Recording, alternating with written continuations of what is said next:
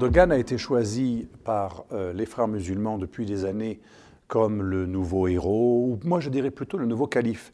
Il faut savoir qu'en 2015 déjà, Youssef El-Qaradawi, qui est le leader spirituel, le jurisconsulte de référence des frères musulmans qataris, mais aussi du monde entier et aussi européen, a défini Erdogan comme le meilleur candidat possible à la restauration du califat.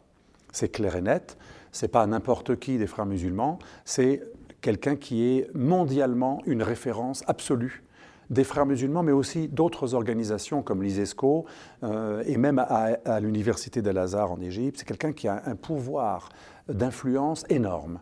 Et donc que M. Qaradawi dise qu'Erdogan serait le meilleur candidat pour être le futur calife est en soi quelque chose de terrifiant.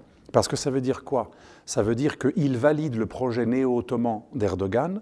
Pour les auditeurs, il faut quand même rappeler que Erdogan, lorsqu'il est arrivé au pouvoir en 2002, il avait comme conseiller spécial Ahmet Davutoglu, qui est le concepteur de la stratégie néo-ottomane de la Turquie. L'idée, c'est que la Turquie, et c'est absolument terrifiant parce qu'il emploie même le mot Lebensraum dans son livre, en citant donc cette expression des géographes pan-germanistes repris par Hitler, et Ahmet Davutoglu, conseiller de la stratégie néo-ottomane de M. Erdogan, dit que la Turquie doit avoir un espace vital et qu'elle doit s'élargir. Il appelle d'ailleurs le titre du livre de Davutoglu, c'est « La profondeur stratégique ». Et ce qui est terrifiant, c'est que déjà dans les années 2002, lorsqu'on accepte la candidature d'Ankara et quelques années plus tard, on ouvre les négociations pour l'Union européenne, on a déjà un homme qui est néo-ottoman, qui veut rétablir le califat, qui est l'homme des frères musulmans, même s'il n'est pas un frère au sens hiérarchique. Il faut savoir que M. Erdogan vient d'un mouvement qui s'appelle Millî Görüş, trop souvent traduit comme vision nationale, alors que ça veut dire vision de la communauté religieuse, ce qui est très différent. Nation, c'est l'État-nation. C'est un projet anti-islamiste. Les islamistes sont contre l'État-nation. Là, c'est un projet, la communauté religieuse, la vision de la communauté religieuse, Millî Görüş. Et le Millî Görüş a été créé où? Et c'est ça qui est absolument incroyable. Eh bien, en Allemagne, en 1969, par un réfugié qui était persécuté à l'époque par les kémalistes, car quand la Turquie était kémaliste, on n'avait pas le droit d'avoir un parti politique islamiste. Ce qui est incroyable, c'est que comme pour l'Afghanistan, comme pour beaucoup d'exemples, c'est l'Occident qui va donner refuge à des islamistes qui ensuite vont conquérir leur propre pays à partir de la base arrière que sont nos démocraties. Et Necmettin Erbakan, le maître spirituel d'Erdogan, trouve refuge en Allemagne, il crée le Millî Görüş, et le Millî Görüş va être l'organisation à partir de laquelle vont naître tous les partis politiques islamistes turcs depuis les années 80, dont l'AKP, et le dernier avatar. Donc pour toutes ces... Et je voulais dire ça pourquoi? Pourquoi il faut comprendre que Erbakan, le maître spirituel d'Erdogan, avait créé le Millî Görüş? Parce que M. Erbakan était un leader des frères musulmans version turque. C'est un adepte de l'idéologie des frères musulmans qui va créer la première grande organisation néo-islamiste, néo-ottomane turque en Allemagne, en profitant de la démocratie européenne. Et c'est finalement Erdogan est le fruit de cette hybridation entre le néo-ottomanisme turc, nationaliste et islamiste, et d'autre part, les frères musulmans. Enfin, depuis quelques années, depuis que Erdogan s'est débarrassé des conservateurs, des libéraux et du mouvement de Fethullah Gülen, à partir surtout de 2016, il a renforcé son alliance stratégique avec les frères musulmans et il a accueilli tous les leaders du Hamas, la branche la plus terroriste officielle des frères musulmans, le Hamas palestinien, pour séduire les Arabes, et surtout l'organigramme, l'organisation internationale des frères musulmans, aujourd'hui se réunit chaque année à Istanbul, capitale dans laquelle on veut rétablir le califat, puisque c'était le califat ottoman. Donc tout cela est terrifiant, il y a un projet néo-impérial, à la fois des islamistes turcs, mais validé par les frères musulmans qui œuvrent de concert. D'ailleurs, le Millî Görüş en Allemagne travaille étroitement avec les frères musulmans. Donc voilà, on a, si vous voulez, aujourd'hui un islamisme frériste et turc qui veut faire main basse sur les communautés turques et musulmanes d'Europe en les appelant à ne pas s'intégrer. Ce néo-ottomanisme califal utilise la nostalgie de l'Empire ottoman pour investir des lieux comme la Syrie, l'Irak, là où il y a des Kurdes et des Turkmènes, la Libye, avec l'affaire libyenne. Bien entendu, ce néo-ottomanisme aussi est prédateur est un ennemi de Chypre et de la Grèce. Et là où Erdogan est très malin, c'est qu'il abrite derrière son ottomanisme, qui soi-disant fait référence à l'histoire et à la solidarité inter-islamique. Finalement, il y a aussi des appétits purement concrets, énergétiques, puisqu'on a retrouvé en Méditerranée orientale les plus grandes réserves de gaz offshore, et Erdogan utilise l'irrédentisme néo-ottoman pour en fait justifier sa convoitise du gaz des Grecs, des Chypriotes, des Libyens, des Égyptiens, d'où le fait qu'aujourd'hui, la diplomatie d'Erdogan de 2002, c'était zéro ennemi, maintenant c'est l'inverse, il n'y a pratiquement que des ennemis. Erdogan n'a pratiquement que des ennemis en Méditerranée.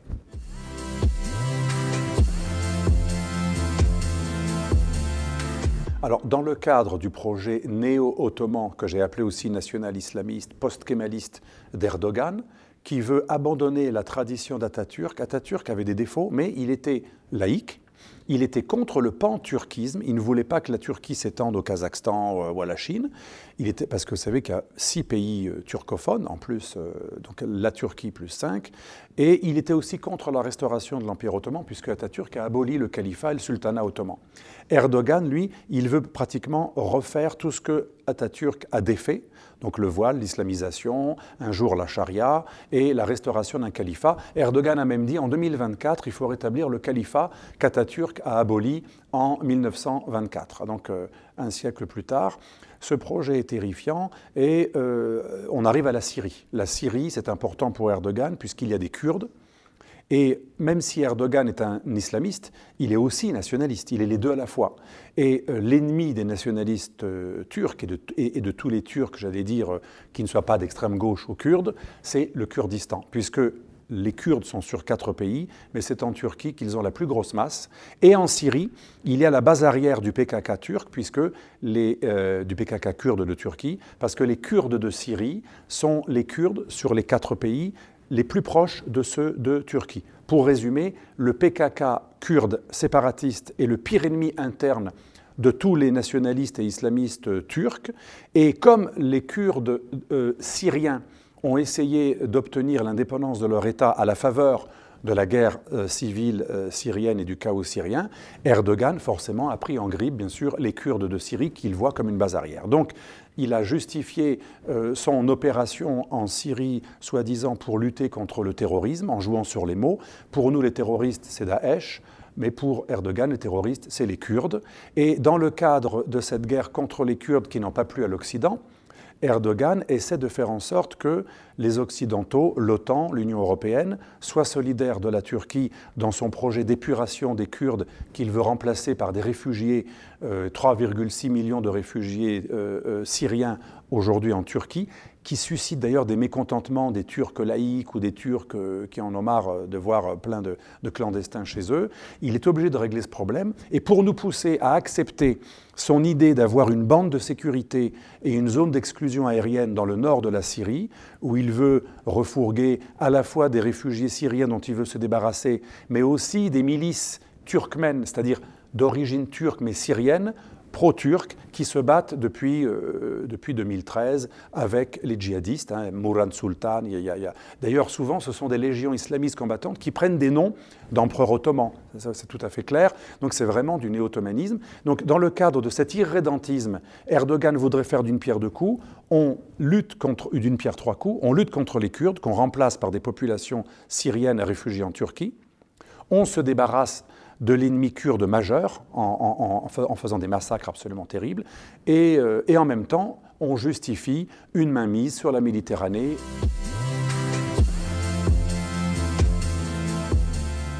La Syrie fait partie des pays sur lesquels on a trouvé, sur les eaux territoriales desquelles on a trouvé du gaz. Syrie, Liban, Égypte, Chypre, Grèce et Libye, on a trouvé du gaz offshore partout. Donc c'est important d'avoir un pied dans chaque pays. Donc on utilise les minorités turkmènes en Syrie pour prendre place, pour élargir la profondeur stratégique, ce qu'on appelait le fameux Lebensraum de l'ancien conseiller de Erdogan. On utilise aussi des minorités d'origine ottomane, vaguement turques, en Libye, à Misrata, comme par hasard. Ceux que M. Erdogan aide en Libye, comme par hasard, ce sont les personnes qui sont le plus impliquées dans le djihadisme et qui défendent le gouvernement de Tripoli, d'où au titre de la protection des musulmans ou des Turkmènes persécutés en Libye, Erdogan vient de signer un accord gazier qui permet en fait de rayer de la carte pratiquement toutes les réserves de gaz de la Grèce, puisque cet accord a dit, en gros, c'était le 27 novembre dernier, Erdogan et M. Sarraj en Libye se sont entendus et ils ont négocié contre le droit international, contre la délimitation légale des eaux en Méditerranée, une énorme bande maritime qui va de l'ouest de la Turquie jusqu'au nord et ouest de la Libye. Et cette bande maritime que revendiquent ces deux pays, comme par hasard, élimine toute la partie autour de l'île de Crète, dont M. Erdogan a décrété que les eaux territoriales n'existaient pas. Autour de la Crète, il n'y a aucune eau territoriale grecque. Autour de la mer Égée, les îles grecques de la mer Égée, il n'y a pas de zone exclusive non plus grecque, et autour de Chypre non plus. Donc en fait, Erdogan voudrait changer le statu quo et le droit international, réviser les frontières avec deux de ces pays membres de l'Union européenne, et dans le cadre de cette convoitise du gaz des Grecs et des Chypriotes, il a fait un accord avec les Libyens qui permet de faire en fait un énorme couloir, une énorme bande qui vole pratiquement à ses voisins 35% des réserves de gaz offshore de Méditerranée orientale. C'est une véritable main basse sur le gaz. Donc on voit le lien entre l'islamisme, le néo-ottomanisme et en fait des appétits irrédentistes et des appétits aussi gaziers, énergétiques.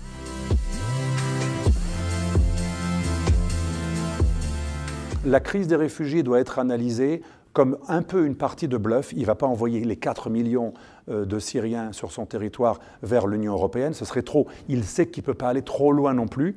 Il essaie plutôt de faire peur pour qu'on commence à venir le voir. D'ailleurs, ça a marché. La responsable de l'Union européenne, le responsable de l'Union européenne, M. Michel, mais aussi le patron de la politique étrangère européenne se sont rendus à Ankara récemment pour voir l'empereur Poutine et lui promettre qu'on allait faire des efforts, qu'on allait payer un peu plus les réfugiés. Donc il a réussi déjà à attirer vers lui les dirigeants européens qui ont accordé d'ailleurs plusieurs centaines de milliers de millions d'euros en faveur des réfugiés. Erdogan voudrait qu'on paye encore plus de milliards que les 6 prévus qui ont déjà été déboursés. Erdogan d'ailleurs prétend que seules les ONG ont vu la couleur de cet argent, qu'on n'a pas tenu parole, ce qui est faux parce que l'argent n'était pas destiné aux poches des dirigeants turcs, mais à des ONG essentiellement et au ministère de la Santé.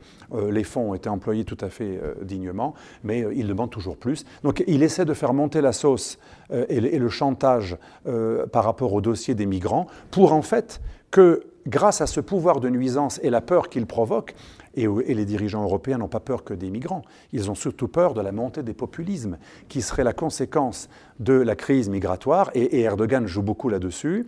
Et l'idée, c'est qu'en échange de contrôler un peu mieux les frontières, Erdogan négocie des Européens et de l'OTAN une plus grande compréhension de la présence turque dans l'ouest de la Syrie, où Erdogan veut vraiment consolider un bastion autour d'Idlib, à l'ouest de l'Euphrate, où il va pouvoir mettre ses réfugiés et ses milices islamistes et turkmènes pour ensuite éliminer les Kurdes, éliminer même au sens physique du terme. C'est absolument terrible.